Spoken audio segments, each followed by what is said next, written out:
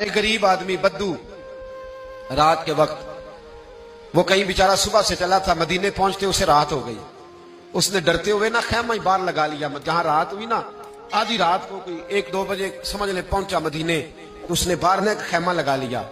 بیوی اس کی امید سے تھی، بچے کی ولادت کا وقت قریب آ گیا، بیمار ہو گئی. اس نے خیمہ لگایا، بیوی اندر ہے. حضرت عمر فاروق گشت پہ تھے رات کو، ساتھ ایک غلام تھا. حضرت عمر فاروق رضی اللہ تعالیٰ عنہ کہنے لگے وہ آگ جل رہی ہے تھوڑی سی، پتہ کرو کون ہے.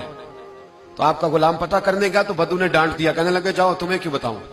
حضرت عمر خود گئے، کہنے لگے مسافر بھائی بتا تو صحیح. کہنے لگا جی چھوڑے، میں آپ کو کیوں بتاؤں، میں کون ہوں، کیسے آیا ہوں. فرمایا خیمے کے اندر سے کراہنے کی آواز آتی، کوئی درد سے چیخ رہا ہے، بتا ہمیں بات کیا ہے.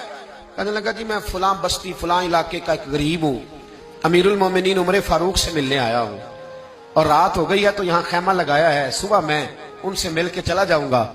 تو رات کو تکلیف دینا پسند نہیں کیا، تو میری بیوی امید سے تھی، اب بچے کی ولادت کا وقت قریب ہے، پاس کوئی نہیں. حضرت عمر کہنے لگے تو ٹھہر میں ابھی آیا.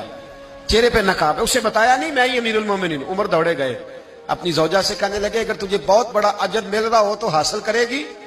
کہا کروں گی. تو کہنے لگے چل پھر میرے ساتھ، بہت بڑا اجر ہے. ایک دوست کے ہاں ولادت کا وقت ہے، ضرورت کی چیزیں ساتھ لے لو. اس عورت نے تھوڑے دانے لے لیے، گھی لے لیا.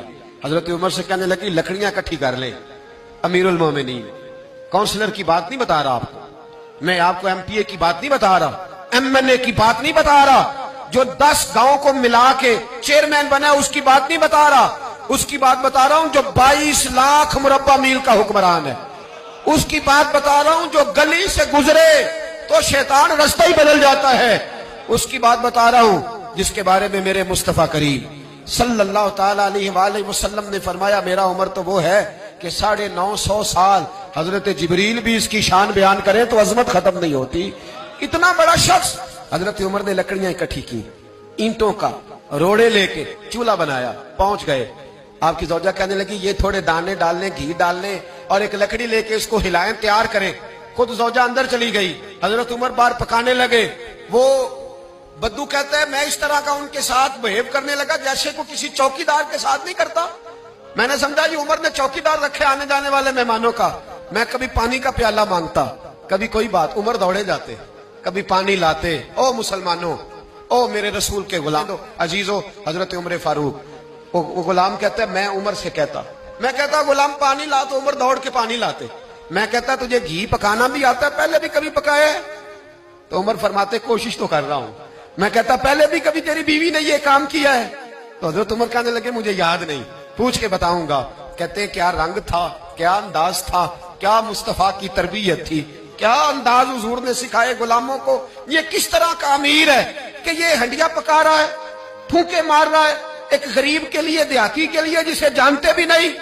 اندر اس شخص کی بیوی کے ہاں بیٹا پیدا ہوا تو حضرت عمر کی بیوی اندر سے بول کے کہنے لگی امیر المومنین مبارک ہو، آپ کے دوست کے ہاں بیٹا پیدا ہوا ہے. جب کہا نا امیر المومنین مبارک ہو تو وہ شخص کہتا ہے میرے ہاتھ کانپنے لگے اور میں اس طرح دوڑا کہ میری پگڑی گر گئی.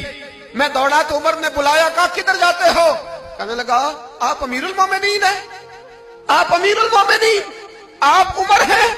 کیسر و کسرا جس کے نام سے کانپے آپ وہ ہیں، جسے مصطفیٰ نے دعا مانگ کے اللہ سے مانگا وہ والے عمر ہیں آپ، جس کے لیے علی المرتضیٰ فرماتے ہیں میں روز دعا کرتا ہوں وہ والے عمر ہیں، جس کے بارے میں ابو بکر صدیق نے فرمایا تھا کہ میں اللہ سے کہوں گا مولا جو تیرے محبوب کی امت کے حق میں سب سے بہتر تھا میں اسے خلیفہ بنا کے وہ والے عمر ہیں.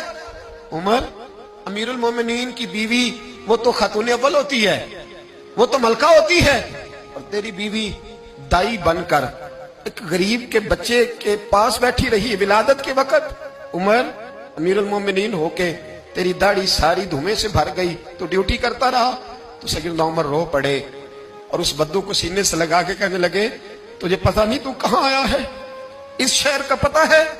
اس نے کہا حضور کہاں ہے؟ فرمایا یہ میرے نبی کا مدینہ ہے، یہ مصطفیٰ کا مدینہ ہے. یہاں امیروں کا استقبال نہیں ہوتا، یہاں غریبوں کے استقبال ہوتے.